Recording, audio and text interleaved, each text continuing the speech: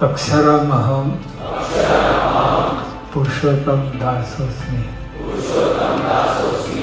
अक्षर एवो हूँ पुरुषोत्तमनो दास छूं। अक्षरमहं पुरुषोत्तम दासोऽस्मि। अक्षरमहं पुरुषो। अभी हम सब ये भीड़ में भागते हैं कि मुझे भी मेरे जीवन में सब कुछ सुख सुविधा चाहिए, स्वर्ग चाहिए मुझे मेरे जीवन में, मेरे बच्चे मेरा कहाँ माने, उनका स्वास्थ्य अच्छा रहे, हमारा स्वास्थ्य अच्छा रहे, परिवार का स्वास्थ्य अच्छा रहे, पैसे की भी हमें कमी ना हो। ये सब चीजें हम बार बार मांगते हैं भगवान से कि मेरे घर में स्वर्ग जैसा वातावरण हो, बिजनेस चले, जॉब चले, जो भी हमारी रोज की नारायण से एक डिमांड रहती है, मांग रहती है कि इतना मेरा सब आप कंप्लीट कर दो और मेरी ये इच्छाएं पूरी करते जाओ। तो स्वर्ग एक ऐसी जगह है कि जहाँ पर दुख, दर्द, वेदना, पीड़ा, उचाट ऐसे कुछ भी नहीं रहता है। हमारे जीवन में भीतर जो एक वलोपात रहता है, उद्वेग रहता है, वो कुछ भी नहीं रहता है। वहां पर सुख ही सुख है और हम वो सुख की ऐसी ही अभिलाषा हर एक व्यक्ति अपने जीवन में करता है कि हमें मौज, उत्साह और आनंद से ही हमारा जो भी जीवन है वो अच्छे से जाए। तो ये जो स्वर्ग का राजा इंद्र है वो भी इसी प्रकार से हर जगह पर सुख सुविधाओं में एकदम ऐश और आराम में उनका जीवन व्यतीत हो रहा है, लेकिन फिर भी कहीं ना कहीं वो अंदर से भीतर से दुखी होता है, क्योंकि एक अजंपा रहता था उनको कि मेरा अपमान कहीं ना कहीं हुआ है, मेरा मान भंग कहीं ना कहीं हुआ है, मेरा गर्व भंग कहीं ना कहीं हुआ है।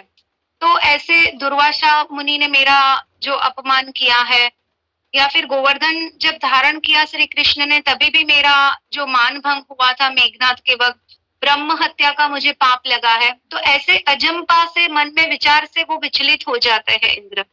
हम भी अपने जीवन में ऐसी ही परिस्थिति में विचलित होते हैं कि उस दिन उस व्यक्ति ने मेरे साथ ऐसा व्यवहार किया, या मेरे जीवन में इस चीज की कमी है, इस व्यक्ति की कमी है, इस परिस्थिति की कमी है, मेरे पास घर नहीं है, मेरे पास पैसा नहीं है, मेरे पास संबंध नहीं है, मेरे पास व्यक्ति नहीं है, ये सब नहीं है, बहुत हम बोलते हैं और कहीं ना कहीं हम अपने जो 5 इंद्रिय है उसका ही हम दुरुपयोग करते रहते हैं। तो ये जो दुरुपयोग होता है उसमें हमें पता नहीं चलता है कि हम क्या क्या कर बैठे हैं।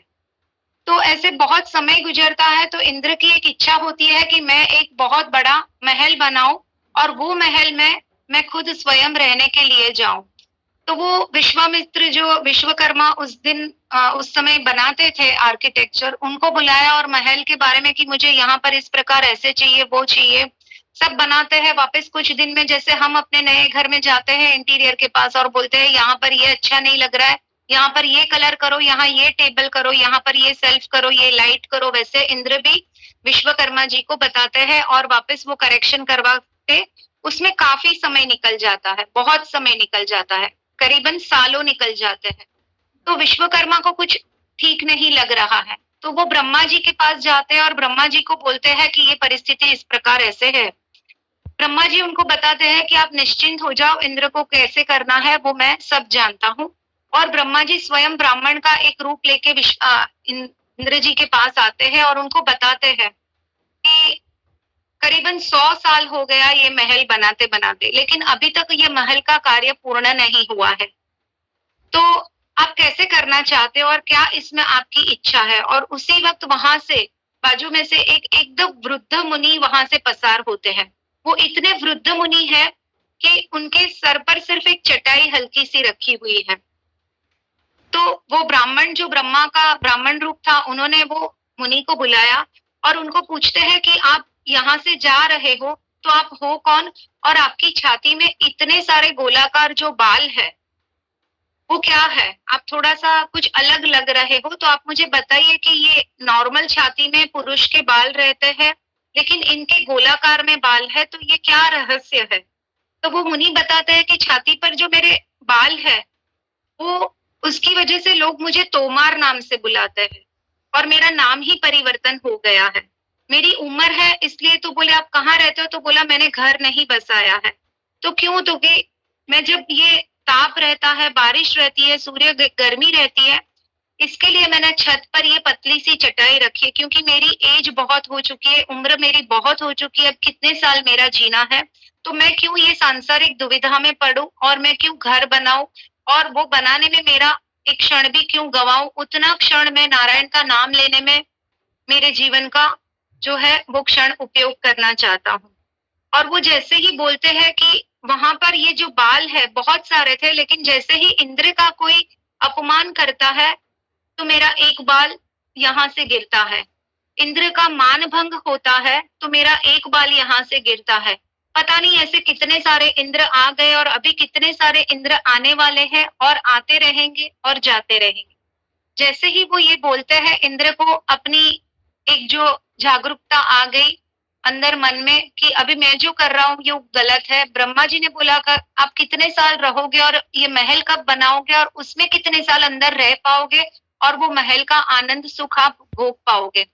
तो हमारे जीवन में सिर्फ ऐसा ही है कि हमें सब कुछ चाहिए, हमें सब फैसिलिटी चाहिए, सगवड़ता चाहिए हमारे जीवन में। अगर हमें वो नहीं मिलती है तो हम उसके पीछे पीछे भागते रहते हैं और हम इतने भागते हैं कि हम उसमें अपनी इंद्रियों पे नियंत्रण भूल जाते हैं और फिर गलत कर्म में चले जाते हैं।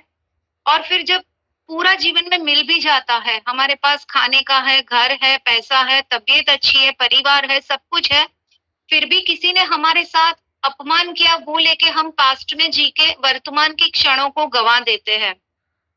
तो हमें जो अपनी इच्छाएं है उसको कैसे नियंत्रण में रखना है वो हमें सत्संग बताता है। सत्संग में हमें क्यों जुड़ना है, हमारे मन का जो है धीरे धीरे जो एक ब्रेन वॉश इंग्लिश में बोलते हैं वैसे हमारा मन का नियंत्रण होता है। सफाई हर सत्संग से होती है, हर सत्संग के शनिवार के मेडिटेशन से ये होती है।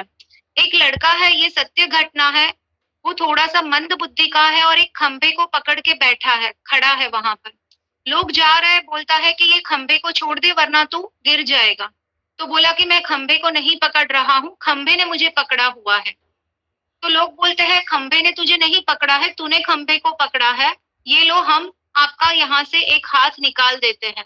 जैसे ही एक हाथ निकाला, वो जो यंग लड़का है करीबन 25 साल का, वो दूसरी तरफ से अपना दूसरा हाथ वहां से खंभे को पकड़ लेता है। तो बोलते हैं कि हम यहाँ से हाथ निकालते, आप दूसरा हाथ वहां से करके खंभे को पकड़ लेते हो, तो ऐसे तो आप खंभे से दूर हो ही नहीं पाओगे। फिर दोनों हाथ वहां से करोगे तो वो अलग से खंभे से दूर चला गया और उसे अपनी जागृति हुई। वैसे हम भी अपने व्यसनों से जुड़े हुए हैं। हम 2 माला कर दी, सुबह पूजा कर ली, इसलिए आज हम पूरे दिन में किसी की भी निंदा कर सकते हैं या गलत बोल सकते हैं या गलत आदतों का सेवन, सिर्फ शराब या स्मोकिंग करना वो नहीं है। हम निंदा करते हैं या गजेट का भी जो गलत उपयोग करते हैं, उसमें गलत चीजें देखते हैं, वो भी हमारा एक गलत व्यसन ही है। गलत संबंधों का आज बहुत चालू हो गया है। स्त्रियों का गलत पुरुषों के साथ संबंध, पुरुषों का गलत स्त्रियों के साथ संबंध, शादी के बाद भी, बच्चों के बाद भी, पौत्र पौत्रियों के बाद भी ये जो संबंध में आज कड़वाहट और खटाश आ रही है, तो ये सब व्यसन हमें मुक्त करने के लिए जो हमें संयम में लाता है उसका नाम है सत्संग। और धीरे धीरे हमें सत्संग को पकड़ के अपने भीतर का जो है वो हमें खुद को चकासना है, चेक करना है। मेडिकल रिपोर्ट तो एक मशीन में आता है, लेकिन हमारा खुद का स्वयं का चेकिंग हमें नारायण के साथ हमारे आत्मा में जाके भीतर उतर कर करना है। तब हमें जाके पता चलेगा कि हम कौन सी ग्रेड का क्या बीमारी रखते हैं और कितनी शुद्धता हमारे भीतर रखते हैं। तो जितनी शुद्धता हमें अपने भीतर अगर चाहिए तो ही हमें सत्संग में जुड़ना है। अगर हमें आगे और अपने जीवन में भीतरता की शुद्धता लाके अपना स्वयं का और अपने परिवार वालों का जीवन आगे लाना है, तो हमें सत्संग को पकड़ना है और उसको अपने जीवन में आचरण में लाना ही है। हमारे पास कोई ऑप्शन नहीं है। तो आज हमें ये धारण करना है कि 2025 के ये चातुर्मास में या श्रावण मास में हमें कौन से नियम सबसे ज्यादा लेके अपने भीतर की शुद्धता बढ़ानी है, और उसके बाद हमें दिवाली के मेडिटेशन में बैठना है। ये हमें स्वयं को अंदर जाके आज झांकना है। स्वयं के नारायण के साथ बैठ के हमें ये तय करना है कि हमें सत्संग में कितने परसेंटेज से जुड़ना है। हम हफ्ते में 4 दिन जुड़े तो रहते हैं, लेकिन कितने परसेंटेज से हम जुड़े हैं वो हमें आज स्वयं को तय करना है। और फिर परसेंटेज से तो जुड़े हैं, लेकिन आचरण में हमने क्या लाया, वो सही समय चकासने का ये चातुर्मास का समय आया है कि पूरा साल हम कुछ ना कुछ करते रहते हैं, लेकिन ये इतना पवित्र धार्मिक अभी जो समय आया है कि एक के बाद एक त्योहार आएंगे, सामने अच्छी खाने की चीजें भी रहेगी, लेकिन फिर भी उसे हमें नियंत्रण में रखना है कि हमें नॉनवेज नहीं ही खाना है। अगर हम केयुम सत्संग में जुड़े हैं तो मेरी आपको सबको हाथ जोड़ के करबद्ध एक निवेदन है कि आज से हमें, डॉक्टर ने भी बोला है, फिर भी हमें एग का भी त्याग करना है, अंडे का, अंडे से बनाई हुई चीजें का भी त्याग करना है, वो वेज में नहीं ही आता है। नारायण स्वयं जो नहीं खाते हैं वो हम अपने भीतर कैसे स्वयं ग्रहण कर सकते हैं, क्योंकि कभी कभी लोग बोलते हैं कि एग जो है वो वेज में काउंट होता है तो हम ले सकते हैं। हमें कोई भी ऐसी अभत्स वस्तु हमारे भीतर में नहीं डालनी है, शरीर के अंदर खुराक के माध्यम से नहीं डालनी है। बहुत ध्यान पूर्वक ये 4.5 मास जो है, चातुर्मास जो है, श्रावण मास जो है, उसमें हमें अंदर क्या क्या अपने भीतर लेना है, उसका कल सुबह से हमारा उपवास हर एक प्रकार का शुरू हो जाएगा नियमों का। तो सब वो नियम में सज्ज हो जाए, उसके लिए आज हम राम राम 21 पहले संकल्प लेंगे कि हमें वो नियम पूरा करने में नारायण आशीर्वाद दे और सहयोग हमें दे। राम राम।